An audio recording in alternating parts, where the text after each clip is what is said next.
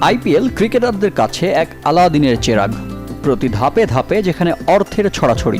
ভিত্তিমূল্যের বিচারে এবারের আইপিএলে সর্বনিম্ন দাম নির্ধারিত ছিল ৩০ লাখ রুপি, সর্বোচ্চ ২ কোটি রুপি। তবে সর্বনিম্ন মূল্যে দল পাওয়া ক্রিকেটারের সামনে কোটিপতি হবার দুয়ার খুলে দিয়েছে আইপিএলের নতুন নিয়ম। এবারের আসরে যে চমকে সবচেয়ে লাভবান হবেন ম্যাচ খেলা সব ক্রিকেটার। টুর্নামেন্ট ইতিহাসে গত ১৭ আসর ধরে ইন্ডিয়ান প্রিমিয়ার লিগে কোনো ম্যাচ ফির প্রচলন ছিল না। নিলামের দামের বাইরে ফ্র্যাঞ্চাইজিগুলোর কাছ থেকে পারফরম্যান্সের উপর ভিত্তি করে বোনাস পেত ক্রিকেটাররা।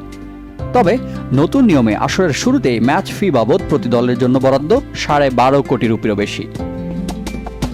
আর তাতেই কপাল খুলেছে সবার। পুরো আসর জুড়ে মাঠে গড়াবে ৭৪ ম্যাচ। শুধু গ্রুপ পর্বে সব দল খেলবে ১৪টি করে ম্যাচ।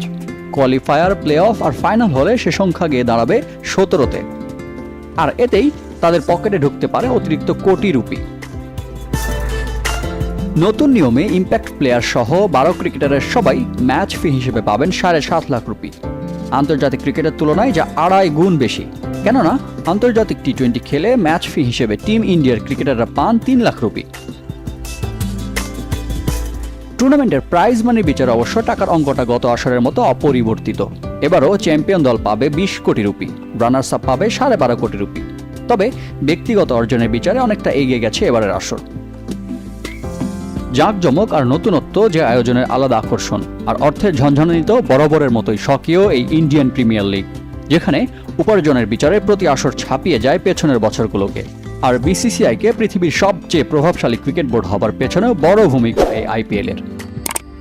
রিফাত হোসেন, চ্যানেল 24।